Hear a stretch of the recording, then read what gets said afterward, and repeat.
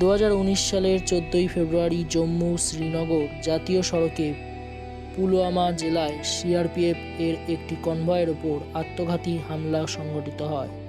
বিস্ফোরক ভর্তি একটি গাড়ি কনভয়ের বাসে ধাক্কা দিয়ে ভয়াবহ বিস্ফোরণ ঘটায়।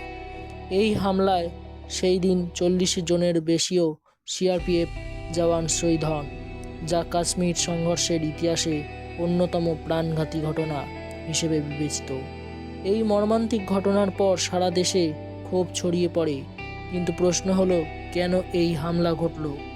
এর পেছনে কি রাজনৈতিক ও নিরাপত্তাগত ব্যর্থতার কাজ করেছিল, এবং এর প্রভাব কি পড়েছিল ভারত পাকিস্তান সম্পর্কের ওপর? ওয়ার্ল্ড হিস্ট্রি কথা চ্যানেলে সবাইকে জানাই স্বাগতম। আজ ফিরে এলাম আমাদের ভারতের বুকে ঘটে যাওয়া এক মর্মান্তিক ঘটনা, পুলওয়ামা অ্যাটাক ওরফে 14 ফেব্রুয়ারি অজানা ইতিহাস নিয়ে। আজ এই ভিডিওতে আপনারা জানবেন 2019 সালের 14 ফেব্রুয়ারি কেন পুলওয়ামা অ্যাটাক হয়েছিল এবং 40 জন ভারতীয় জওয়ানরা শহীদ হলেন। তবে বলে রাখি, আপনি যদি এই চ্যানেলে নতুন হয়ে থাকেন তাহলে প্লিজ চ্যানেলটিকে সাবস্ক্রাইব করে রাখার অনুরোধ রইল। আগামী দিনে আরও ইতিহাসের নিত্য নতুন ঐতিহাসিক ভিডিও জানতে হলে প্লিজ চ্যানেলটিকে লাইক, কমেন্ট, শেয়ার, সাবস্ক্রাইব করতে ভুলবেন না। আর দেরি করব না, ভিডিওর মূল অংশ।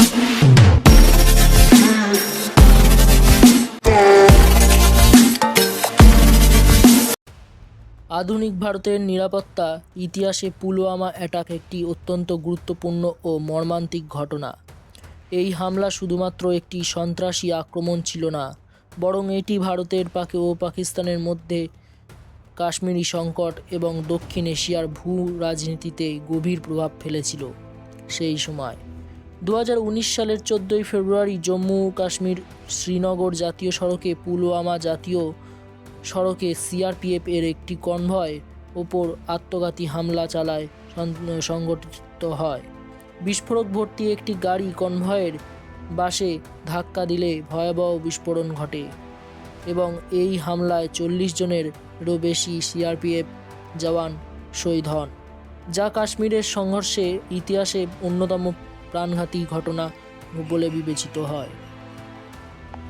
এই পুলওয়ামা হামলার দায় স্বীকার করে পাকিস্তানের জঙ্গি সংগঠন জৈশ-ই-মোহাম্মদ।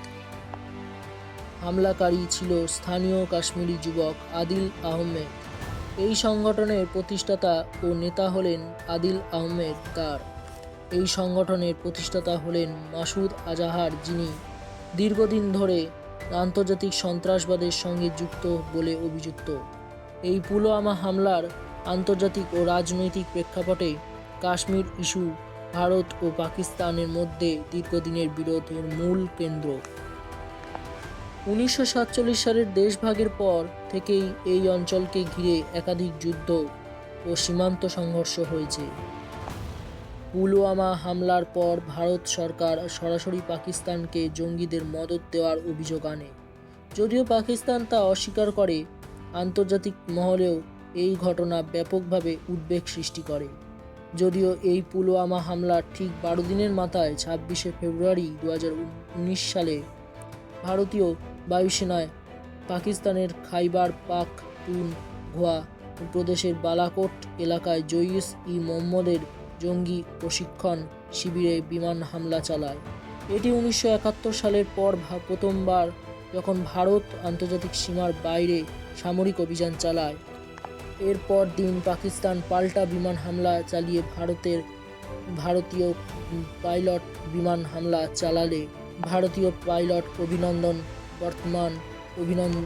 বর্তমান, যিনি উইং কমান্ডার ছিলেন, তিনি ধরা পড়েন এবং পরে কূটনৈতিক চাপে তিনি মুক্তি পান। পুলওয়ামা ঘটনার সময় থেকে ভারত পাকিস্তান সম্পর্কের এই অবনতির পর দুই দেশের কূটনৈতিক সম্পর্ক চরমভাবে উত্তপ্ত হয়ে ওঠে।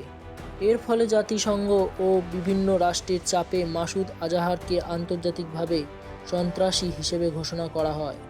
2019 সালে ভারতের অভ্যন্তরীণ রাজনীতিতে লোকসভা নির্বাচনের আগে জাতীয় নিরপেক্ষ প্রধান রাজনৈতিক ইস্যুতে পরিণত হয়।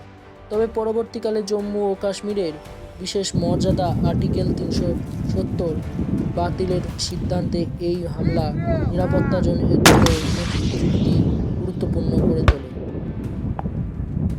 অতএব পুলওয়ামা অ্যাটাক শুধু একটি দুঃখজনক ঘটনা নয়, এটি দক্ষিণ এশিয়ার ভূ রাজনীতির একটি টার্নিং পয়েন্ট। এর প্রভাব আজও ভারতীয় রাজনীতিতে, কূটনীতিতে এবং নিরাপত্তা নীতিতে অনুভূত হয়। এই ছিল পুলওয়ামা অ্যাটাকের পূর্ণ ইতিহাস ও বিশ্লেষণ। ভিডিওটি যদি ভালো লাগে তাহলে লাইক করুন, সাবস্ক্রাইব করুন ওয়ার্ল্ড হিস্ট্রি কথা চ্যানেলকে। পরবর্তী ভিডিওতে আবার দেখা হবে।